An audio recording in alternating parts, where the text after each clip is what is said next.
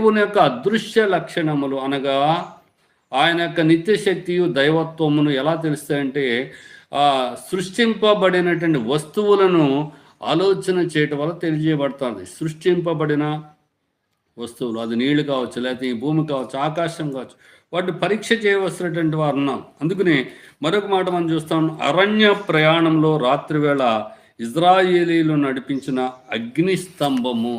మొట్టమొదటిగా పొదలోంచి దేవుడు మాట్లాడుతున్నాడు, అగ్ని మండుతుంది, కానీ పొద ఏం కాలేదంటే నిర్మూలం కాలేదని చూస్తున్నాం. అంటే దేవుడు అగ్ని అయి ఉన్నాడు, అయితే ఆయన మనల్ని నశింపచేసే అగ్ని ఎంత మాత్రం కూడా కానే కాదండి. ముట్టుకుంటే కాలిపోవడం అంటే కాదు, కానీ పరిశుద్ధమైనటువంటి అగ్ని అండి, అది పవిత్రపరిచే అగ్ని. యోహాను సువార్తలో 1వ అధ్యాయంలో రాయబడిన నిజమైన వెలుగుండెను, అది లోకంలోనికి వచ్చుచు ప్రతి మనుష్యుని కూడా ఏం చేస్తుంది,